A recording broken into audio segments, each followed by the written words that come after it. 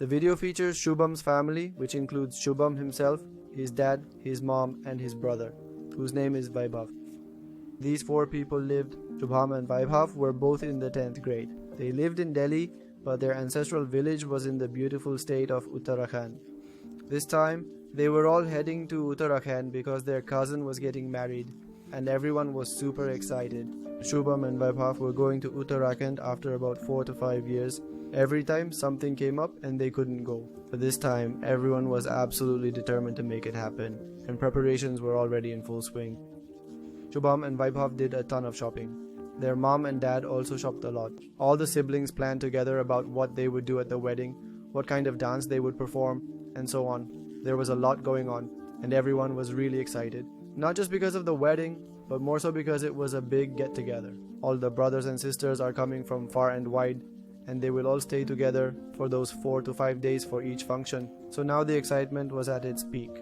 Shubham, Vaibhav, and their mom and dad all set out for Uttarakhand. It's about a 10 to 11 hour journey. After that, they reach their village. When Shubham and Vaibhav arrive, they see that the atmosphere is completely different. It doesn't even feel like their village. The whole village is beautifully decorated. Everywhere you look, there are positive vibes and a joyful atmosphere that fills the air. The decorations add to the charm, and the overall feeling is one of happiness and celebration. Shubham and Vaibhav get busy with all their brothers and sisters.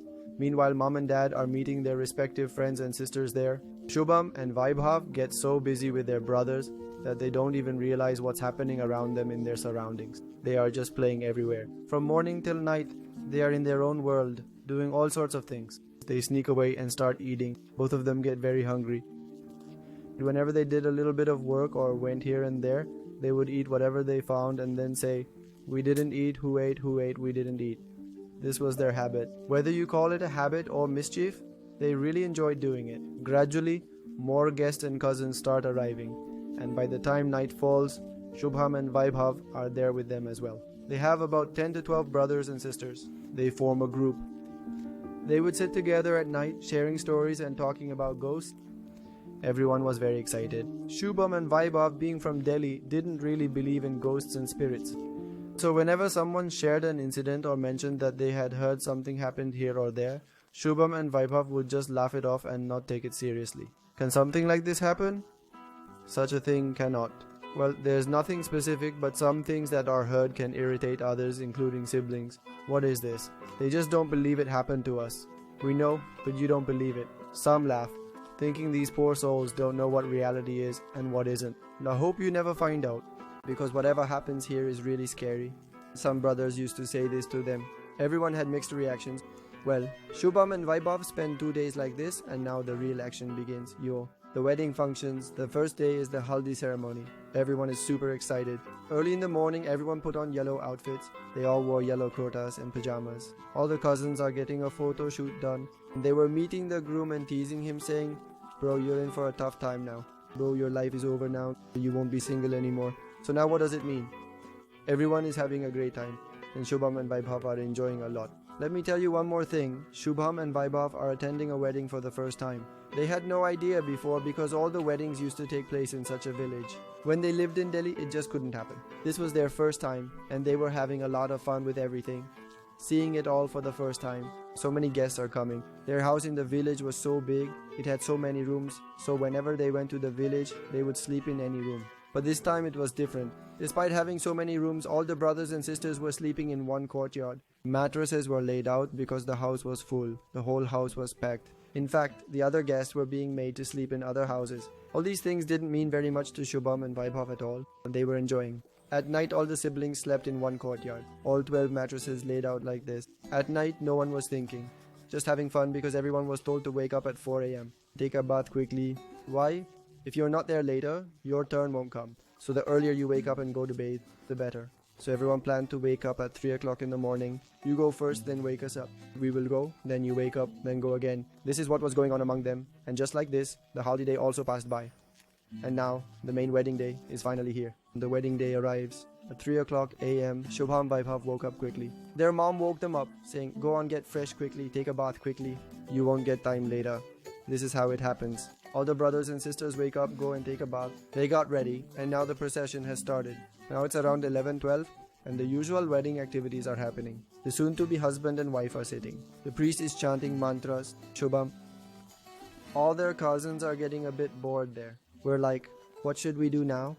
They head outside and start playing a bit among themselves. And all the guests, families and relatives are there.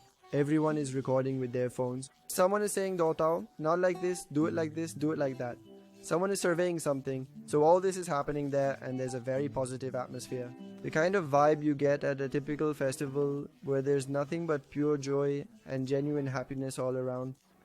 And then an old aunt gracefully makes her entrance into the room. The aunt who seemed to stand out and looked different from everyone else present at the gathering, capturing everyone's attention with her unique presence. When she arrives, she's wearing a palu in a particular way. First of all, her entire outfit is black and she's draped in a palu. In their culture, they traditionally have 3 dots on the chin and they also apply a lot of dark black kajal. She wears a very large nose ring, which is quite noticeable. Similarly, her ears are adorned with large, low-hanging earrings that draw attention. Together, they create a striking appearance. It's such a bizarre get-up. I mean, at the wedding where everyone is dressed to the nines, trying to look their absolute best, this auntie shows up looking incredibly odd and very weird. Her hair is not just long, but it is extremely long, and it is incredibly thick, with a jet black color that appears even darker than the usual shade of black. It's almost as if her hair absorbs all the light around it, making it stand out even more. Seeing them gives off a really strange vibe. Shubham and Vaibhav are playing, and this auntie crosses their path. As she continues to move ahead, all the relatives ahead are stepping aside. No one is meeting them. Shubham notices something unusual and says to Vaibhav, "Bro, take a look at this. What's suddenly happening?" Whenever any relative comes over, everyone immediately goes to him. "How have you been? It's been a long time since I've seen you. How are you? How's life going? But look at this auntie, forget about the meeting. No one is even making eye contact with her." Everyone is moving away now, and just 5 minutes ago the atmosphere was so joyful. There was loud laughter filling the air, music playing in the background, and everyone was happy, enjoying the moment. But now, there's this sudden silence that has taken over. Everyone's eyes are on this auntie as she confidently walks straight to the wedding couple. The husband and wife are sitting there, looking at her with curiosity and anticipation. As soon as she reaches them, everyone steps back and there's a pin drop silence. Both of them are looking at that auntie and not in a normal way. Their expressions are strange, almost as if they're terrified. Shobham simply can't understand why this is happening at all right now. The atmosphere, which was so positive and pleasant just 5 minutes ago, suddenly transformed into something so negative from every direction that it's almost indescribable. I cannot fully express just how much stronger and more negative that auntie's presence felt. The auntie walks over to the wife who is sitting there, gently strokes her cheek with a tender touch, holds her chin from below with care, and says with a warm smile, "I always wish that you remain happy. I will pray to God for your happiness." As soon as she says this, the atmosphere turns very strange. She had said exactly that. "I will pray. May you stay happy." I don't know why, but the way she says it, the sound is so opposite to what you would expect. It's almost as if she is giving a curse or a threat rather than just speaking normally. And then she walks away. The auntie also brought a plate with ladoos and other sweets, placing it carefully in front of the couple. She looks at the wife, says a few words with a warm smile, and leaves the room, letting the couple enjoy the treats. As soon as auntie leaves, everyone is stunned and the room falls silent. It's like auntie has just vanished into thin air. It's been 2 minutes since she left, which is 120 seconds, but no one has even opened their mouth to say anything. No one has said anything at all. Those who wouldn't stop talking, who kept on talking endlessly, can't even utter a single word now.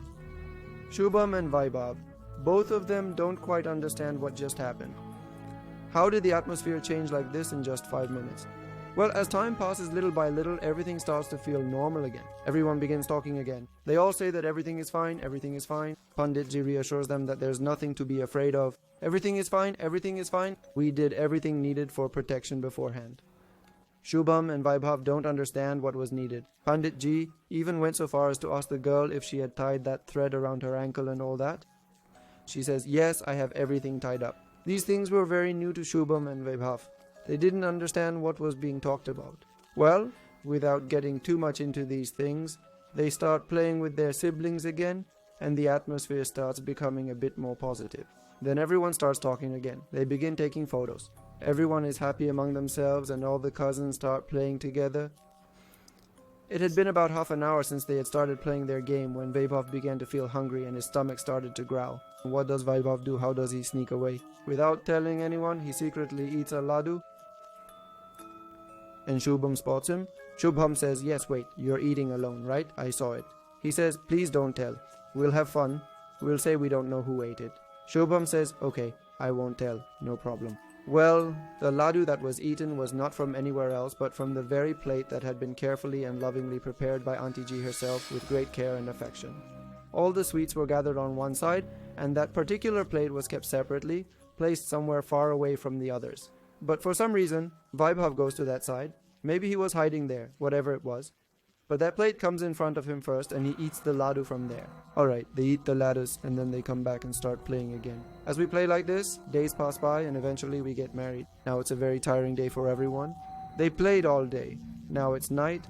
After eating, everyone is sleeping again, sleeping in the same way. All the siblings have laid out their mattresses and are sleeping. And all the important people are sleeping somewhere else. Everyone is sleeping with their own moms and sisters. Papaji, all of mom's sisters, meaning the aunts, along with their husbands, are all there, so everyone is sleeping in their own way.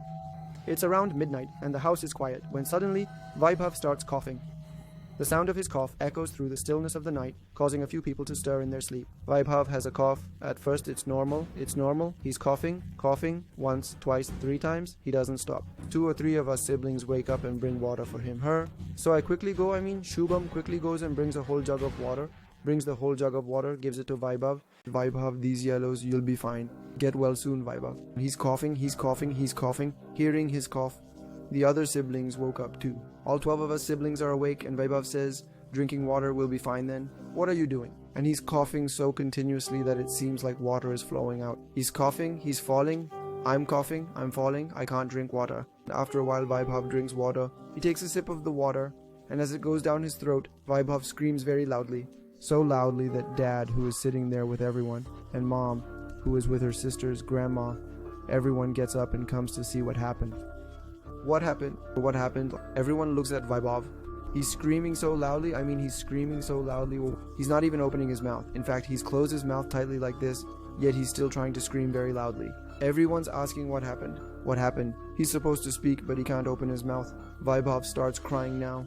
Tears are coming from his eyes, and he's holding his throat and screaming very loudly. But he can't open his mouth. He's screaming internally. Everyone can see it. Then suddenly Mom comes into the room and starts hitting him on the stomach in the usual way.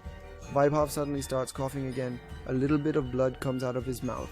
Everyone present there is completely shocked and taken aback to see what comes out along with it. A little bit of blood and 3 or 4 large pieces of glass come out of Vaibhav's mouth. Such big pieces of glass. It's not that he is nibbling or anything. It's not like you consumed something small, eaten something along with which the ear went away. No, those pieces are so big it literally doesn't make sense for Vaibhav to have eaten them.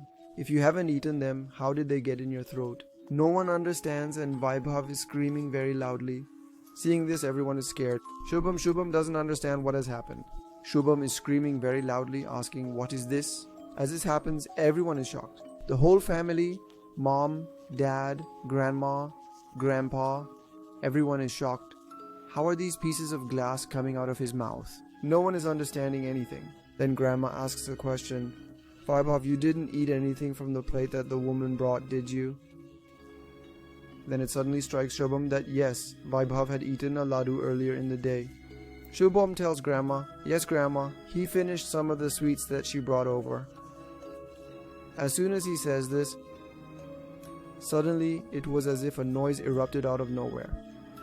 All at once, the relatives started talking among themselves. Someone is shouting, asking, "Who is this speaking? What did he do?" People blamed each other. "Why did you keep it there? Why didn't you throw it away?" Someone is saying that everyone is suddenly blaming each other. Something is going on. It means that hypertension had been created there, as everyone had heard that he had eaten it. No one could understand what had happened, grandmother. They ask her, "Why did you eat here?" They don't understand that the sweets are indeed empty. We had made a mistake in this. Nani is telling Nana, what was this sweet doing here and why wasn't it thrown away? Nana is saying, oh, I kept it aside to throw it away.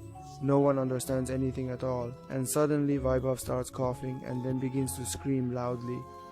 As he screams, Nani picks him up and takes him straight to the temple. In that house, Nani has one house, then there's the big Nani's house and the small Nani's house. It's a joint family with 3 or 4 houses sharing a common temple. Everyone goes there to pray. They take Vaibhav to that temple, place him there, and Nani prays to the goddess, please protect him. He's new here and doesn't know anything about this place. Please protect it. And Vaibhav is screaming loudly and screaming loudly. Now tears are falling from Vaibhav's eyes, either from screaming or from pain. But those tears are not just normal tears, they are tears of blood. Blood is literally coming out of his eyes. Seeing this, everyone goes crazy. The very first person who actually fainted upon seeing this was Vaibhav's mother.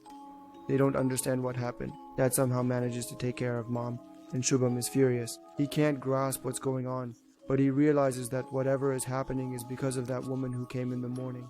He says, I won't let that woman get away with this. Who was she? Shubham is getting very angry, and everyone is trying to hold his mouth. The maternal uncle is holding his mouth, saying, don't talk like that. No one talks about her, nor does anyone mention her name, nor does anyone discuss anything about her. So you won't talk about her at all. Shubham is unable to comprehend why there is so much fear surrounding one woman. So much fear that they can't even bring themselves to say her name or mention her in any way. She's not even here right now, so what exactly is the problem? Meanwhile, his grandparents are scolding him, telling Shubham to keep quiet. Don't say anything. We told you not to say anything. Shubham is just lost, not knowing what to do. Vaibhav cannot handle it, nor can he blame others. What should he do? Mom is in a terrible state and unconscious. This was undoubtedly the most painful and worst night that Shubham had ever experienced in his entire life. Well, some more time passes. Vaibhav is a bit better now, feeling a little less pain, and suddenly Vaibhav starts screaming again. This time it feels like Vaibhav's bones are cracking in a bizarre way. Just as you hear the sound of bones cracking, his normally straight hands are twisting unusually. And then, tears are slowly trickling from his eyes and he seems somewhat strange. There were noticeable marks on his neck, as if someone had pressed down hard and scratched with their nails. He doesn't understand what's happening and his condition is getting worse. By now, Vaibhav's mom has regained consciousness, and upon seeing all this, she screams loudly, "This is too much!" Vaibhav's mom runs out of the house. Now outside the house there are fields, one after another, stretching down the side. As they move, Vaibhav's mom starts heading down through those fields. Seeing her, everyone runs after her, shouting, "Where are you going so late? Where are you going? Have you gone mad?" But Mom isn't stopping. Mom has gone down all the way down to the bottom. At the very bottom, there's a drain on one side, and she has gone near it. Vaibhav's mother walks over to the area near the ditch where there is a strange little house standing. It's so small that it actually looks like it has been made out of cow dung cakes. It can hardly even be referred to as a proper room at all, if you can even call it a room in the first place. They go there and start knocking on the gate, loudly. After a while the gate opens. Do you know who steps out of the gate? The woman who is dressed in the black suit is currently making her way out of the gate and heading towards the parking lot. And when she goes out at night, there's something really strange that happens every time she steps outside. In the dead of night, that woman is adorned with a lot of gold. Gold on her hands, in her ears, on her nose, and even on her forehead. Everywhere you look, she is beautifully adorned with gold. And the clothes that she is wearing are still the same black ones. Seeing this situation, Mom feels very uneasy and uncomfortable. Well, from here, the story that Mom told Shubham is because Shubham and the whole family stayed upstairs. Only Mom came down. So Mom told Shubham that when she went there, she saw that woman wearing all that gold so late at night. It looked like she was fully adorned, sparkling under the dim lights. And she comes laughing in such a way, saying, "Oh dear, what do you need here?" Meanwhile, Mom is crying very loudly, folding her hands together and saying, "Please, whatever you have done, don't do it to my child. Please, I beg you, don't do it to my child. He is not at fault, so let him go. And here, he is not understanding this situation at all. She says, "I don't understand, dear. What do you need from me? I am an old woman, so how can I help you today?" That's when Mom starts crying even harder, pleading with all her heart. "Please don't say that, please. You know what I'm talking about." You can fix it, and only you can fix it. She's pleading. She's falling at your feet, saying, please save my child. But the woman says, I don't understand anything, dear. What are you saying? If I could save, if it were in my power, I'd definitely do it. But I have nothing in my hand. I don't know anything. In fact, I came here this morning. I blessed everyone, wishing them good lives and strong relationships. I want the best for everyone. I don't want anything bad to happen here. I don't understand what you're talking about. Alright, if you're done, I'd like to go ahead and leave now if that's okay with you. As you can see, I'm getting ready to head out and I really need to go, so I'm going to be leaving now. Saying this, she proceeds to shut the gate firmly. And as soon as she does this time around, Mom isn't shedding any tears. Now she's furious. She's banging on the gate really hard, really hard. And she said, I'll give you whatever you want and whatever you need, whatever it may be. If you do anything to harm my son, then next time you'll have to deal with me personally and face the consequences. If anything happens to my son, my entire family will come after you. And you know that if we all come together, you won't be able to do anything. Don't do anything that would force us to take action against you. Mom suddenly started threatening because there are no other options now. She pleaded, she cried, she begged, but the other person just mocked her, ridiculed her, and then left without a second thought. So now Mom got angry and let her have it. She was challenged, if we all come forward, you won't be able to do anything to us. You can harm 1, 2 or 3 of us, but you can't harm all of us. And as Mom is saying all this, there's no response from inside. Complete utter silence. Then Mom says, alright, I know exactly what it is that you want. You really love wealth and riches, don't you? So I'm leaving all the gold I brought with me right here.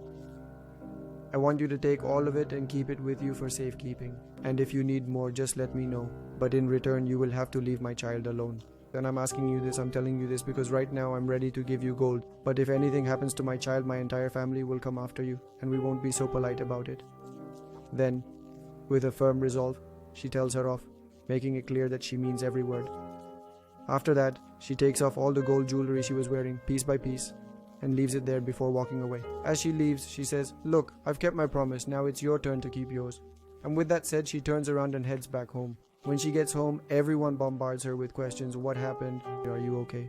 Where did you go? No one understands. Then she reveals that she went to that old woman's place. You know how they say, Grandma freaks out. Why'd you go there? What was the need to go there?